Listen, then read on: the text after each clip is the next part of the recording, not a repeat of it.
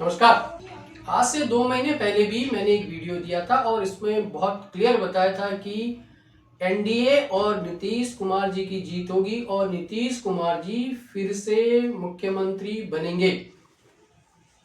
अभी जिस पर बात कर रहे हैं वो है पीके प्रशांत किशोर, जो इस चुनाव में सबसे ज्यादा चर्चित रहे।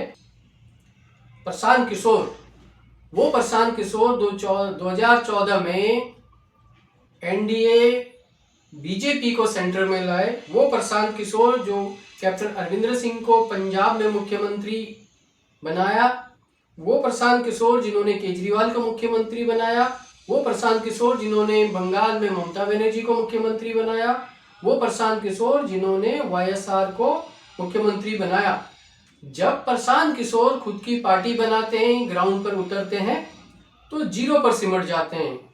ज्योतिष के ग्रह और नक्षत्र क्या बोलते हैं, क्यों प्रशांत किशोर को जीरो पर सिमटना पड़ा? प्रशांत किशोर जी का जन्म का डेट क्या है और किस समय उनका जन्म हुआ, ये डेटा उपलब्ध नहीं है।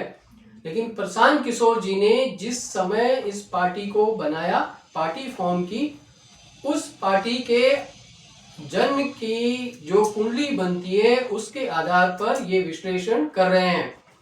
जैसा कि पहले मेरे कई वीडियोस में मैंने बताया कि मानव इंसान जो भी एक्टिविटीज करता है उन सभी पर ग्रह और नक्षत्रों का प्रभाव है। आपने कोई भी काम, कोई भी बिजनेस कब शुरू किया, यानी उस बिजनेस का जन्म कब हुआ, आपने पार्टी कब बनाई, यानी उस पार्टी का जन्म कब हुआ, उसका बहुत बड़ा प्रभाव रहता है। तो प्रशांत किशोर जी ने पार्टी बनाई 2 अक्टूबर 2024 को 4 बजे पटना में। कुंडली बनती है कुंभ लगने की और अभी कुंभ लगने की कुंडली बनती है और लगने के लॉर्ड शनि लग्न में ही है। वर्तमान में अभी पार्टी चंद्रमा में राहु की महादशा फेस कर रही है, या कुंडली में चंद्रमा की महादशा में राहु का अंतर चल रहा है। जब जब राहु का अंतर आता है तो अनसर्टेनिटी लाइफ में लाता है, नॉर्मल इंसान की लाइफ में भी लाता है और यहां भी लाता है।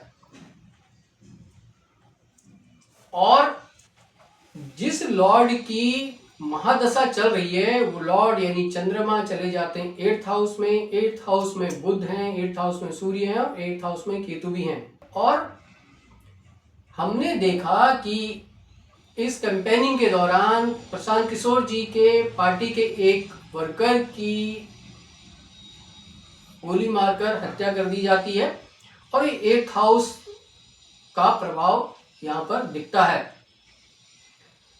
और ये भी कह सकते हैं कि जो ये कुंडली बनी, ये कुंडली बिल्कुल मैच करती है।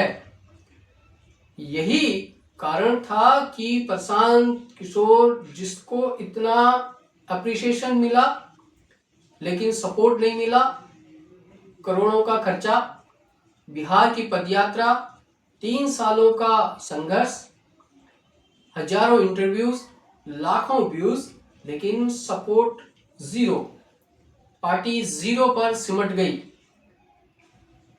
तो ये होना था क्योंकि जिस समय ये पार्टी फॉर्म हुई, पार्टी का जन्म हुआ, उस समय ग्रहों की स्थिति ठीक नहीं थी। ज्योतिष में चंद्रग्रहण और सूर्य ग्रहण की बात बार बार की जाती है और इस कुंडली में चंद्रग्रहण और सूर्य ग्रहण दोनों ही हैं। 8th हाउस में केतु के साथ चंद्रमा, 8th हाउस में केतु के साथ सूर्य, सूर्य और चंद्रमा दोनों को ग्रहण होना, चंद्रमा की महादशा और उसमें राहु का अंतर। तो ये सब चीजें कुछ ऐसी हैं जिन्होंने प्रशांत किशोर जी की पार्टी को जीरो पर लाकर खड़ा कर दिया।